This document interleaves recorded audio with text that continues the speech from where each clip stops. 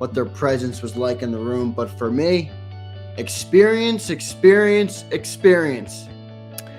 The adults are back in the room. I liked what I heard from the Eagles coordinators yesterday. Take us inside the room.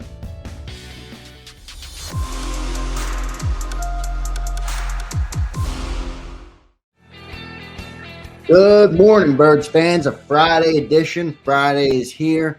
A lot went on yesterday in Eagle land, so we will get to all of that on today's edition of Birds 365. Two good guests coming up. I want to welcome everybody in: Rolando, Jason, Cody, Luke, Crowley. Thank you guys for being here on this Football Friday. Johnny Mack, good morning to you, sir. Yeah, good morning. Happy Big Fangio Day. All is well. Vic has arrived officially. He's been here, but we got to talk to him. So people I got one takeaway, Johnny Mack, before I kick it to you, and I want to hear what you took away from it. You were obviously down there, what their presence was like in the room. But for me, experience. The adults are back in the room. I liked what I heard from the Eagles coordinators yesterday. Take us inside the room. Yeah, Vic. I mean, certainly. You saw part of the presence that I've been talking about. I mean, this guy's comfortable in the skin. He doesn't give a what about what other people are saying, about what other people are criticizing. And the best way I can describe it is you have a guy with the courage of his convictions. You know, it's ironic if you parse through it. And Sean Desai is a big Fangio disciple, so it shouldn't be a surprise to people. He's going to run the thing the same way Sean did, but he's going to do it and not give a bleep and not care about people who don't like edge rushers dropping into coverage or people who don't like certain things about the scheme. He's got a belief in this system. He's the guy in modern NFL defense. He's the guy people copy for a reason. But as I always say, the Xerox copy, the original, is always sharper than the copy. And as you get to the second copy and the third copy, it gets worse and worse and worse and worse. So what you have now is the guy who created it, the guy who understands it better than anybody else, the guy who can teach it better than anybody else, and the guy with the cachet to, swim through the bullshit or whatever you want to call it. And Sean Desai just didn't have that. So same scheme, but it's going to be better. Yeah, I took a lot away from Vic. I thought he had tremendous confidence up there. As you point out, he's not going to care what somebody on Twitter is chirping about his scheme. He believes what he believes. He knows how to make it work. And the one other thing I liked what he said, it reminded me of when I was a little kid and I'm learning how to play basketball, and my dad's in the driveway saying fundamentals. But he's saying, get back to the basics. He wasn't specifically talking about fundamentals, but he was talking about having that base to work from and getting back to the fundamentals or getting back to the basics when things aren't working. So I liked a lot of what I heard from Vic and Kellen too. I thought Kellen was solid. I think there's more questions there when you talk about the meshing of the two offenses, kind of the three offenses when you take Kellen's previous two stops. But Vic also said he wants to end his career here. So that would be pretty cool. I think if you have him for, I don't know how much longer he wants to coach, but I think stability at that position would be a good thing. Yeah, it would. I mean, there's a lot of questions moving forward. He's 65 years old. So, and he said he'd like to. I mean, obviously he's from the area. His family's from the area. He people finally got the skinny from the guy himself. He certainly wanted to be here last year. The timing didn't work out, as we've said ad nauseum a million times. He explained, his consultancy in the prior season. And as it was explained a million times, he was helping the offense. So now you heard it from the man himself. And so all these kinds of things are in the rear view mirror. And I think about what if the timing did work out and what would have happened to this defense last season. And I've been thinking about that a lot, and my assumption is it would be better for the reasons I described, That would be my assumption as well. but it wouldn't be great. And the first thing when he was asked about his scheme, he wasn't trying to be a wise guy. What's the most important aspect of his scheme? Good players. They didn't have good players on the Yeah, and back end. I love to hear that, because you don't want a guy that's, my scheme works no matter what. He No, knows that he needs great players. That's the NFL. This is a league of great players. If you don't have players that can compete, you're not going to be successful no matter what scheme you run or what play you call. yeah. So, he probably would have got it from 26 to 18, 20, somewhere in that range. But it wouldn't have been great because they didn't have great talent, especially in the back seven. And I'm talking with the same injuries and that kind of stuff, which is never going to happen. It's obviously a hypothetical, but it would have been better. But they still need to get better talent wise, and we'll see how things shake out. But yeah, they're much more stable. And then don't underestimate the aspect of when the hiccups do start. And we brought this up yesterday on the show. They were thinking about changing during the bye week when they were 8-1 with last year, because there wasn't a belief in Sean Desai in the building when they were 8-1, because the style points weren't there. The situational football success wasn't there. If that were big, nobody's thinking about changing. Like, he's going to have the Right. respect and the cachet to do what he needs to do to fix it. So don't underestimate that part of it as well. Um, and the players know that. So if there is a little bit of chirping, oh, I don't respect this guy, I don't want to, I ain't gonna fly. So it's one of two ways, and he kind of addressed it when he was asked about the Miami players who complained. Yeah, he didn't even know about it from his perspective because he doesn't give a what, and that's Right. what I'm talking about. So, and you're not going to be able to sway Nick Sirianni or Howie Roseman or anybody else that this guy's not going to be the leader of the defense. So you better get on board, because this is it if you're a player.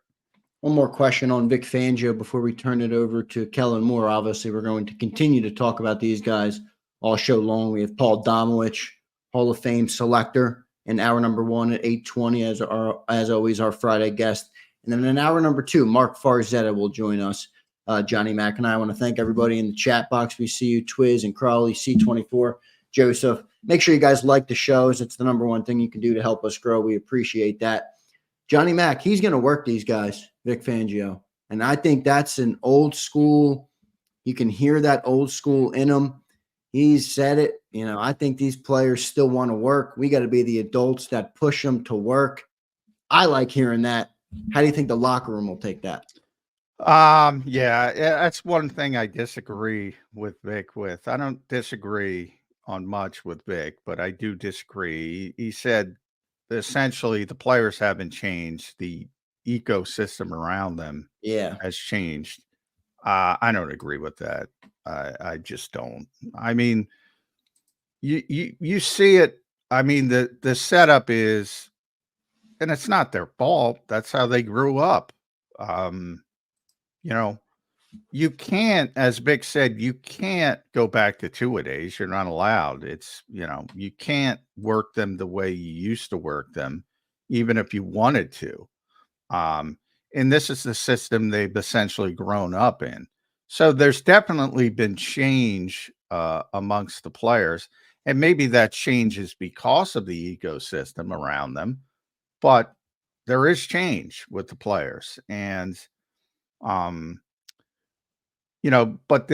where I think Vic is right, the great players, and you see it, and you'll see it in June when mini camps break, and you'll see all which is overblown, don't get me wrong, but I like to call it the Ben Simmons clips of, oh, they're working out. Oh, he's in the gym, and Ben Simmons kind of proved, well, don't matter.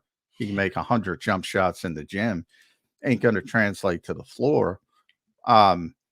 So those things are overblown. But as I often say, if you walk up to AJ Brown within 5 seconds, you know, okay, this guy works hard, because you might have genetic gifts as a individual, but you don't. That doesn't mean you get to look like AJ Brown. You got to work really, really hard to do that. So really good players work really hard on their own, and you're left to your own devices much more than you used to be back in the early days. So a lot of it is incumbent on the individuals to push themselves to become great. And you kind of decipher who that is by who turns out to be great. But from Vic's standpoint of pushing, well, you could push more than what the Eagles have been doing, and they're going to, at least a little bit. Yeah, a little extra kick in the ass from the coaches. I don't think that's a bad thing. Nobody's practiced less than the Eagles since Nick Sirianni's gotten here, and that's not Nick Sirianni. That's an organizational decision, so don't blame Nick Sirianni. But they're going to practice a little bit more because they had historic collapse last year, and it's got nothing to do about Nick. It's got nothing to do about Vic. It's got to do about that pendulum effect with the front office that can now say, all right, we went too far, and we're going to go a little bit the other direction. But as far as pushing players, it is different. You can't do it like you did it before. You could do it more, but there's some limitations built in there. Yeah, I definitely agree. The players today are different, so I didn't agree with him on that. But I don't mind the idea of pushing them more when they're in the building. I have no problem with that. So I liked that out of Vic Fangio. Maybe we'll see how the players take to it, because that's what matters a lot more than what I think of it. But we'll see how that turns out. Johnny Mac, Kellen Moore, obviously a 35-year-old guy, doesn't have the same, he's got more of a youthful feel to him, but I thought he sounded sharp. He was a smart guy. It sounded like he was cognizant of the different factors that go on when you come into a place that's had success, and the head coach is an offensive head coach. Sounds like that doesn't mean he's going to put it all together the right way, but what'd you take away from Kellen Moore's press conference? Yeah, Kellen's very experienced despite his young age, because he came essentially right off the field to being a quarterback's coach, and then quickly the offensive coordinator in Dallas, and has had a lot of success. So, despite the fact of his youthful appearance, he's very experienced as an offensive coordinator and a play caller. And he's had a lot of success. I'm still concerned about how this thing is going to mesh. And you've heard some of the stuff. Like, is it going to be Kellen Moore's offense and he's going to be left alone, or does he need to incorporate some things from Nick Sirianni? I assume that's what everybody's paid lip service to. It's the latter. I don't know if that's a good thing. So that to me is going to be the biggest story of this entire season. I've said it pretty consistently. I prefer to do it if you're moving on, and that's what the Eagles are doing. They're moving on from the Nick Sirianni branded offense. Then let the guy learn the players, like Vic's going to learn the players, and let him run his own scheme. He'll figure it out. If he's a good offensive coordinator, he'll figure out how to utilize what Jalen Hurts does well. And if he isn't, he won't. But you got to give him that opportunity if you pulled the trigger and gone in this direction. I don't like this, we're going to use motion because Kellen likes motion, but you got to do this because we've been successful with this in the past. I don't want to hear you got to do anything to Kellen Moore, and that's my fear of what's going on here. But it sounds like it's way too early. On, though. Yeah, it's way too early. But I don't like it. I don't like this 1 foot on both sides of the fence. See, I don't agree. I like it because I think in any system, there are things that work better than others, depending on who your players are. And I think there are things that don't work. If something worked in Dallas with Dak or in LA with Herbert, it may or may not work here. So now they have to be cohesive. They have to be able to make it work on a human level. But the idea of meshing what's worked in Philadelphia with a new mind, a fresh look to come in and call the plays and put it out on the field for the players. That part of it I like. I don't have any problem with that. I do from the perspective of it that's built in theory. If you hire the right person, you believe in the person. That's built in. In other words, we'll use Vic. Nobody's questioning Vic. He's going to run the same stuff Sean But is ran it last different year. because you don't have a defensive head coach, right? Nick Sirianni is an offensive Yeah, head coach. well, So a there's little not going to bit. be a world where he's going to be like, okay, I have no say in the offense and I don't want to have a say in the offense versus the defense. He's not going to tell Vic Fangio how to call a defense. Well, then I would argue the other end. Then, Nick's your head coach. Let Nick be the head coach and let Nick do what he wants to do with the offense. So it works both ways. If you want it in that way, then yeah, it's still Nick's. If you don't, then it's got to be Kellen's. I don't like the half and half. I don't like the, oh, you can do this, but you can't do this because we have to do this. I don't like that. I think that's destined for failure. And again, if he's the guy, and you think he's the guy, it's built in anyway, so you don't need to do it. But what you can't and shouldn't be doing is, oh, we have to do this.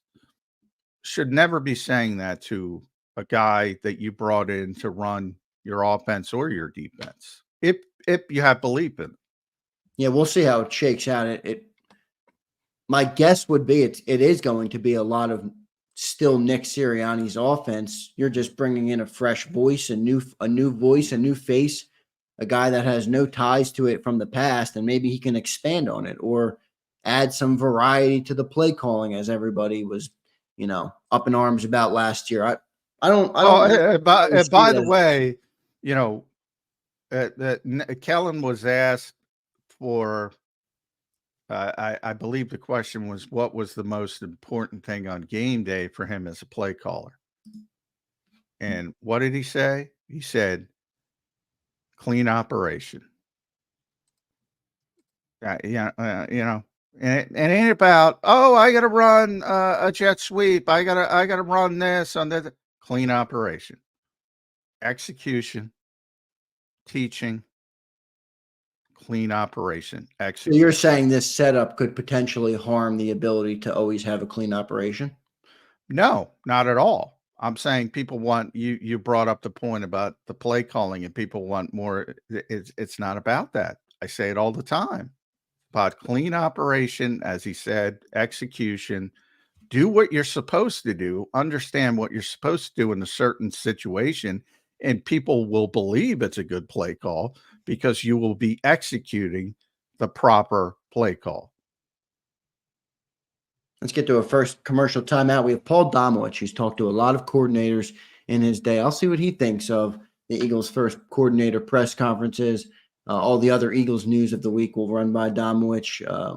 Some interesting Chip Kelly stuff came out yesterday, obviously, from the 2510 podcast. By the way, LaShawn Deshawn, as somebody, I don't know, we're like 800 and something shows. I think or we're about to crack 800. I don't know. You're going to have to do more subjects than crapping on Chip Kelly. Just saying.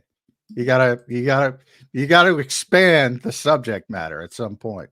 Just saying. Yeah, 800 episodes deep. Johnny Mack would know that better than anybody. All right, let's get to our first commercial break. Coming up next, Paul Domowitch joins Birds 365, and we'll talk all coordinator things, press conferences, all that, and much more. So stay tuned on Birds 365. Don't forget to like the show. We'll see you on the other side of the break. If you missed any of today's show on the JAKIB Media channel, listen to the podcast on your way home. Available on YouTube, Apple, and Spotify.